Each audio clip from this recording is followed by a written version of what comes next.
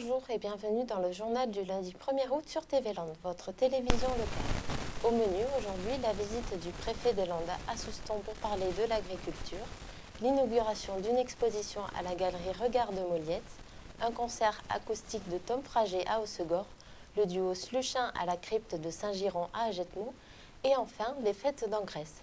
Politique, art, musique et fêtes locales, autant de sujets qui, je l'espère, vous raviront. Récemment arrivé sur le département des Landes, le nouveau préfet a rendu visite aux agriculteurs de Souston. L'occasion d'échanger sur un secteur en souffrance, notamment avec la grippe aviaire. Lucas Madebos. Rencontre importante entre agriculteurs et le nouveau préfet des Landes à l'exploitation Costemale à Souston. L'occasion d'échanger et de prendre connaissance des enjeux sur l'agriculture landaise. Effectivement, notre rencontre du jour se voulait un premier échange avec monsieur le préfet, récemment arrivé sur le département des Landes. Pour nous et notre syndicat FDSEA, il était important à la fois de lui présenter globalement l'agriculture du département avec ses différents enjeux, ses différentes composantes. Les sujets pour nous d'actualité brûlante qui tournent notamment autour de l'économie de l'agriculture qui est en souffrance sur notre territoire comme sur de bon nombre de territoires nationaux. Mais également, à l'occasion de cette présentation, de pouvoir s'appuyer sur la présentation de l'exploitation de la famille Dubertrand, qui est finalement un peu à l'image de notre département et des exploitations de notre département, du maïs, de l'irrigation, des productions de volailles qui transforment ce maïs, des productions contractuelles de maïs semence, de maïs doux. Donc globalement, une image assez fidèle de ce que peut être une exploitation moyenne sur le département des Landes. Que ce soit économique, sanitaire ou naturel, l'avenir agricole pour la famille Dubertrand est incertain.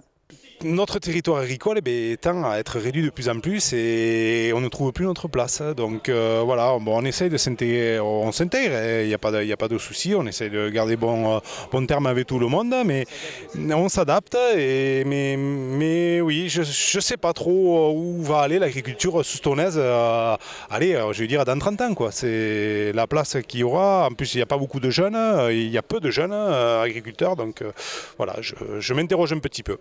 Un débat alors consensueux pour le préfet qui souhaite approfondir les sujets qui ont été abordés. Je pense que le nouveau préfet des Landes doit d'abord écouter, prendre connaissance des difficultés. On a parlé de l'influenza aviaire, on a parlé aussi des problématiques de l'irrigation, des problématiques du foncier agricole. Donc il y a beaucoup de sujets sur lesquels je vais me pencher avec mes services. Déjà, je crois qu'il y a un bon climat de confiance et de travail entre les services de l'État, les collectivités territoriales et la profession agricole. Moi, je souhaite continuer à aborder ces sujets de manière très pragmatique et aider à ce que de nouveaux projets émergent et que l'agriculture landaise se développe et conserve un train d'avance, j'allais dire, par rapport à d'autres territoires. Passons maintenant à la culture. Lors d'une inauguration, deux artistes, l'une peintre et l'autre sculpteur, présentaient à la galerie Regard de Moliette leurs œuvres. L'occasion de régaler les yeux des admirateurs. Regardez. À la galerie Regard de Moliette avait lieu l'inauguration d'une exposition. Les œuvres de deux artistes étaient présentées, Eliane Perrier, peintre, et Jean-Paul André, sculpteur sur cuir. Je travaille à l'huile exclusivement et presque exclusivement au couteau.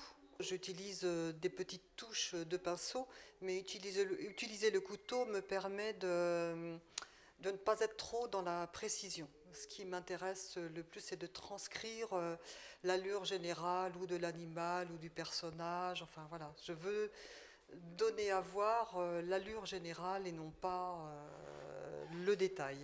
Alors le cuir repoussé, c'est un exemple là, c'est de prendre des formes comme là et puis de former le cuir dessus, de façon à ce que le cuir adapte totalement la forme de l'objet et qu'on ait en relief un objet quelconque ou une sculpture qui a été faite ou quoi que ce soit. Je fais aussi de la sellerie, de la maroquinerie. Je ne fais pas que ce genre d'article, mais au niveau artistique, c'est surtout ça. Tous les deux autodidactes, ces artistes exposaient des tableaux de peinture à l'huile et des sculptures sur cuir. Je suis totalement autodidacte, mais alors vraiment totalement. J'ai commencé à peindre en 1993, 2-3 toiles dans l'année, mais je peins véritablement depuis l'année 2000, l'année pendant laquelle j'ai commencé à exposer. J'essaie de transcrire sur toile en fait la beauté du monde.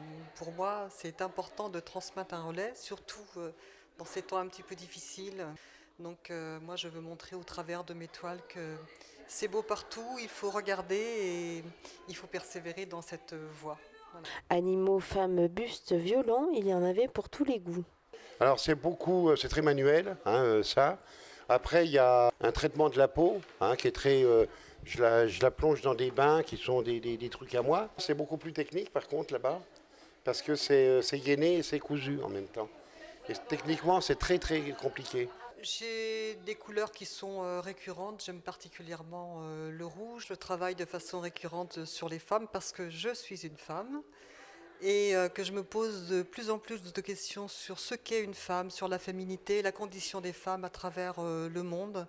Et plus j'avance dans l'âge et plus les questions se posent et plus j'ai envie de magnifier les femmes sur les toiles.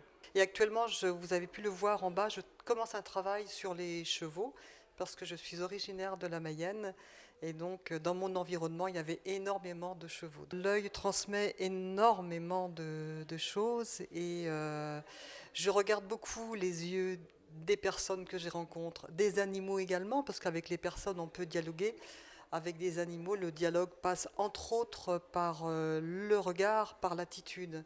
Et je suis fascinée par exemple par le regard des lions, le regard de la maman gorille qui est derrière moi. Son côté protecteur passe aussi par son regard. Des curieux ont ainsi pu venir admirer ses œuvres autour d'un verre. De retour sur le devant de la scène avec bientôt un 4e album, le Landais Tom Frager, auteur du titre Lady Melody, a donné un concert acoustique en compagnie du guitariste Nicolas Blancpain au Casino de Segor. Lune Chancelade.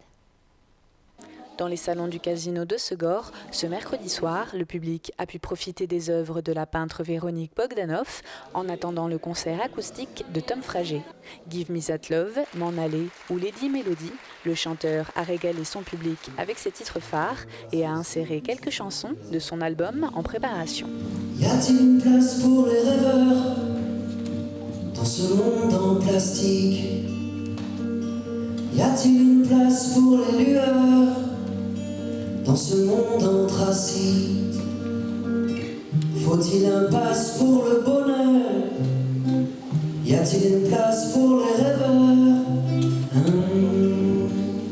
Alors ce soir j'ai fait un petit mélange des 3 albums et effectivement j'ai intégré quelques nouvelles chansons. J'aime bien tester sur scène certains morceaux pour voir un peu comment les gens réagissent. Et moi ça me permet aussi de travailler mon interprétation pour ensuite quand j'irai en studio, ça me donne des idées de les avoir chantées, quoi. Là je travaille actuellement sur donc, le 4e album. Je ne sais pas comment il va s'appeler, mais en tout cas j'ai plein de chansons qui me plaisent beaucoup et il va falloir trier dans tout ça et aller au bout des arrangements pour j'espère la rentrée 2017.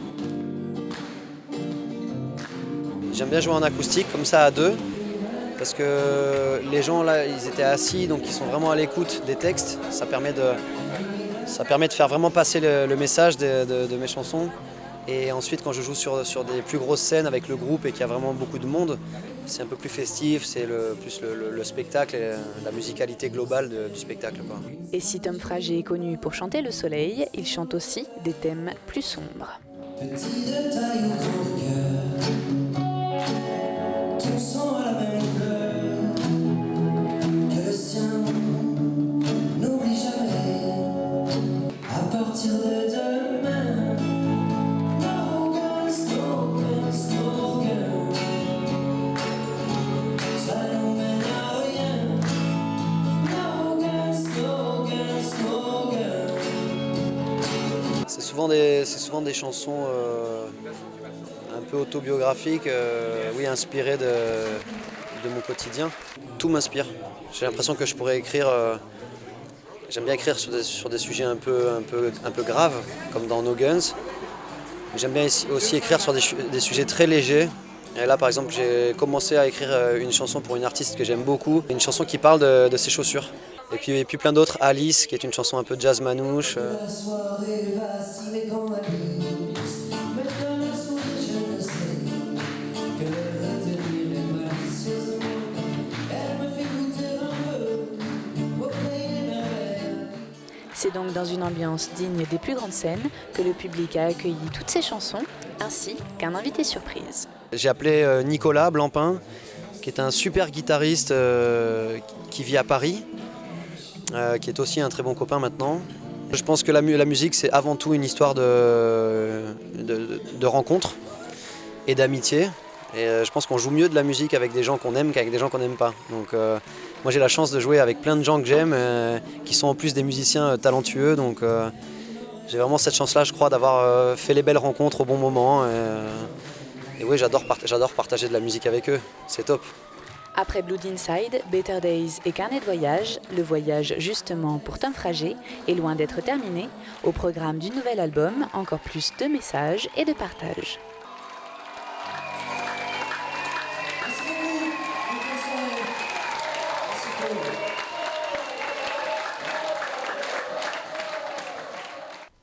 Restons dans le domaine musical avec cette fois-ci le duo Sluchin. C'est l'histoire d'un frère et d'une sœur jouant de la musique sur un air d'opéra. Ils ont donné une représentation à la crypte de Saint-Giron à Agetmo. Musique. Pour les moments musicaux en Chalosse, la famille Sluchin a exprimé leur talent dans la crypte Saint-Giron à Agetmo. Musiciens depuis leur tendre enfance, ces deux virtuoses nous font voyager sur des airs d'opéra. On a voulu un petit peu montrer toutes les formes d'opéra différentes, donc l'opéra baroque avec Purcell, l'opéra classique Mozart, et puis l'opéra français, on a fini avec Carmen, et puis l'opéra russe. On avait vraiment envie de montrer des couleurs différentes, des choses qui sont plus intimistes, et puis des choses qui sont extrêmement brillantes, et puis de raconter à chaque fois les histoires qui vont avec, parce que le public qui connaît, il sait un petit peu d'où ça vient aussi, et donc à chaque fois de pouvoir essayer de mettre dans le contexte un petit peu l'œuvre qu'on va jouer, parce que même si c'est entre guillemets un tube, dans un moment clé de l'histoire, on aime bien, je trouve, le public. Je pense que c'est important pour lui de savoir ce qui se passe avant, ce qui va se passer peut-être après. Donc ça, c'était aussi important pour nous de retracer aussi à chaque fois ces airs.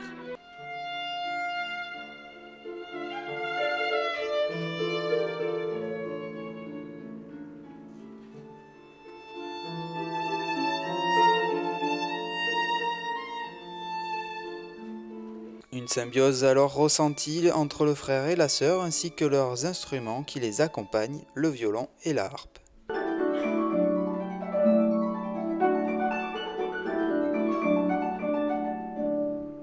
Je trouve qu'avec la harpe, ça fonctionnait super bien. J'adore jouer cette osmose entre les cordes du violon avec les cordes de la harpe, le bois du violon avec le bois de la structure de la harpe.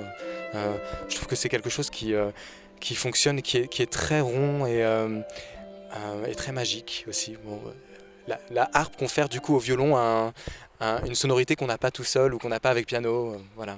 Pour moi, c'est un instrument extrêmement évocateur et il n'y en a pas un autre qui peut vraiment figurer autant de couleurs en fait. Après, c'est sûr que le répertoire est moins développé et c'est pour ça que je prends autant de plaisir à jouer avec Naaman, c'est qu'on peut se faire plaisir sur le répertoire qui est un petit peu, je trouve, c'est un répertoire de grand, on va dire, Paganini, etc. Mais moi, ça me fait extrêmement plaisir, justement, Gershwin, de pouvoir aborder ce répertoire-là avec lui. On a vraiment une réelle complicité. Une manière également de pouvoir s'exprimer à travers chaque note interprétée. Moi, c'est vraiment une manière de dire des choses que j'arrive pas toujours à dire. Voilà, c'est vraiment un moyen d'expression. Je l'ai choisi et voilà, je regrette vraiment pas. J'en ai vraiment besoin. Ouais, c'est une manière pour moi d'exister un petit peu. Ça nous permet aussi de nous élever spirituellement et je trouve que c'est une des réponses possibles, en tout cas une des réponses qu'on peut nous, en tant que musiciens, donner.